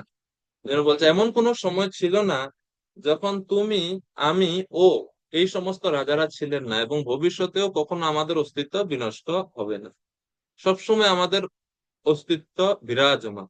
তো প্রভুপাদ এই শ্লোকের তাৎপর্য বিস্তারিত ভাবে বলছেন যে মায়াবাদীরা বলে যে মুক্তির পরে জীব ব্রহ্মের সঙ্গে লীন হয়ে যায়, তার অস্তিত্ব হারিয়ে যায়, কিন্তু বৈষ্ণবীয় সিদ্ধান্ত এর পূর্ণ বিরুদ্ধতা করে, আমরা এটা মানিনি। প্রভুপাদ তাৎপর্যে মায়াবাদের সম্পর্কে 4টি যুক্তি উপস্থাপন করছেন, এবং মায়াবাদীদের এই যে ধারণা যে জীব তার অস্তিত্ব হারিয়ে ফেলে মুক্তির পরে, সেই ধারণা প্রভুপাদ খণ্ডন করছেন। প্রভুপাদ প্রথমেই উপনিষদ থেকে শ্লোক উদ্ধৃতি করে বলছেন, ভগবান নিত্য, জীবাত্মাও নিত্য, জীবাত্মা কখনো পরমাত্মার সঙ্গে লীন হয় না। নিত্য নিত্যানাম চেতনাস চেতনানাম, যিনি হচ্ছেন নিত্যের মধ্যে পরম নিত্য, তো আমরাও নিত্য, আর তিনি হচ্ছেন পরম নিত্য। কেননা যেহেতু আমরা ভগবানেরই অংশ, সেজন্য আত্মার কখনো জন্ম হয় না, মৃত্যু হয়, নিত্য বস্তু, সে কখনো তার অস্তিত্ব হারায় না। এভাবে প্রভুপাদ এই শ্লোক, এখন প্রভুপাদ 12 নম্বর শ্লোকে তাৎপর্যে যুক্তি দিচ্ছেন। প্রথম যুক্তি, মায়াবাদীরা বলে থাকে যে মুক্তির পর স্বতন্ত্র আত্মা মায়ার আবরণ মুক্ত হয়ে নির্বিশেষ ব্রহ্মে বিলীন হয়ে যায়, এবং তখন আর আত্মার নিজস্ব সত্তা থাকে না। এই হচ্ছে ওদের যুক্তি। এই মতবাদ পরম শাস্ত্রকে ভগবান শ্রীকৃষ্ণ এখানে অনুমোদন করেননি। এই শ্লোকের দ্বারা ভগবান তাদের এই যুক্তিকে অনুমোদন করেননি, এই যুক্তি খণ্ডন করছে। কিভাবে? যদি আত্মা স্বতন্ত্র সত্তা না থাকতো বা হারিয়ে ফেলতো, তাহলে কেন ভগবান এখানে বলছেন এই সমস্ত রাজা প্রজারা সবাই পূর্বে, আহ সমস্তই রাজারা, এমন কোনো সময় ছিল না যখন আমি, তুমি এবং এই সমস্ত রাজারা ছিলেন না, এবং ভবিষ্যতে কখনো আমাদের অস্তিত্ব বিনষ্টও হবে না। এটা ভগবান কেন বলছেন যে আমাদের অস্তিত্ব বিনষ্ট হবে না? যদি মায়াবাদীদের মত অনুযায়ী আমরা মেনে নিই যে আত্মার সত্তা হারিয়ে ফেললে, তাহলে তো এই শ্লোক ভুল, তো কৃষ্ণের কথা তো ভুল হওয়ার কথা না। এভাবে প্রথম যুক্তি দ্বারা প্রভুপাদ তাদের মতবাদ খণ্ডন করছেন। দ্বিতীয় যুক্তি প্রভুপাদ বলছেন তাছাড়া কেবল বদ্ধ দশায় আমরা ব্যক্তি স্বাতন্ত্র্য অনুভব করি, সেই মতবাদও ভগবান এখানে অনুমোদন করেননি। এটা হচ্ছে তাদের দ্বিতীয় যুক্তি খণ্ড। তো পরে প্রভুপাদ যুক্তি দিয়ে বোঝাচ্ছেন, কৃষ্ণ এখানে স্পষ্ট করে বলছেন ভগবানের নিজের এবং অন্য সকলের অস্তিত্ব শাশ্বত, কারো স্বতন্ত্র সত্তার বিনাশ কখনোই হয় না। এই কথা উপনিষদেও বলা হচ্ছে। শ্রীকৃষ্ণের মুখ নিঃসৃত এই সমস্ত কথা প্রামাণিক, কারণ তিনি কখনোই মায়া দ্বারা প্রভাবিত হন। এরপরে মায়াবাদীদের তৃতীয় যুক্তি, মায়াবাদী তার্কিকেরা বলে যে শ্রীকৃষ্ণ যে ব্যক্তি স্বাতন্ত্র্যের কথা বলেছেন তা চিন্ময় স্বাতন্ত্র্য নয়, তা হচ্ছে জড় স্বাতন্ত্র্য। এটা তারা যুক্তি প্রদর্শন করে। তো পরে প্রভুপাদের তাদের এই যুক্তিও খণ্ডন করছেন পরের অংশে তাৎপর্য। কিন্তু এই যুক্তি মেনে নিলেও প্রশ্ন থেকে যায় যে তাহলে শ্রীকৃষ্ণ তার নিজের সম্বন্ধে যে স্বাতন্ত্র্যের কথা বলছেন সেটা কি ধরনের স্বাতন্ত্র্য? তো এই অংশে প্রভুপাদের যুক্তি খণ্ডন করলেন। আর চতুর্থ যুক্তি হচ্ছে, মায়াবাদী তার্কিকেরা বলে থাকে যে প্রচলিত রীতি অনুসারে এই শ্লোকে বহু বচনের ব্যবহার করা হয়েছে এবং তা জড়দেহটিকে বোঝাচ্ছে। কিন্তু প্রভুপাদ এই যুক্তিরও খণ্ডন করছেন তাৎপর্য। তো শেষে প্রভুপাদ বলছেন মায়াবাদীরা হচ্ছে ব্যর্থ। তারা বলছে ভগবত ভক্তিহীন মানুষের ভগবত গীতা পাঠ করা হচ্ছে মৌমাছির মধুর বোতল চাটার মতোই নিরর্থক। মধু বোতল না করলে যেমন মধুর স্বাদ পাওয়া যায় না, তেমনি ভগবানের ভক্ত না হলে ভগবত গীতার অন্তর্নিহিত তত্ত্ব উপলব্ধি করা যায় না। আর এই মায়াবাদীরা যেহেতু ভক্ত না, সেজন্য তারা গীতার ব্যাকরণগত অর্থ খুঁজে যুক্তি তর্কের দ্বারা তারা তাদের জড় বুদ্ধির উপর ভিত্তি করে তারা বিভিন্ন অর্থ করে, কিন্তু তারা শাস্ত্রের ভগবত গীতার অন্তর্নিহিত গূঢ় অর্থ তারা হৃদয়ঙ্গম করতে পারে না, যেহেতু তারা ভগবত বিদ্বেষী, তারা ভগবানকে স্বীকার করেন। আর পক্ষান্তরে যিনি ভগবানের ভক্ত, ভক্ত অসীমি সকাচেতি রহস্যম হি এতদুত্তম, ভক্তরাই আহ তারা হচ্ছে প্রকৃত রহস্য সম্বন্ধে জানতে পারে। এইভাবে শিল প্রভুপাদ 12 নম্বর শ্লোকে মায়াবাদীদের যে যুক্তি তর্ক সেটা তাৎপর্যে খণ্ডন করছে 12 নম্বর শ্লোকে।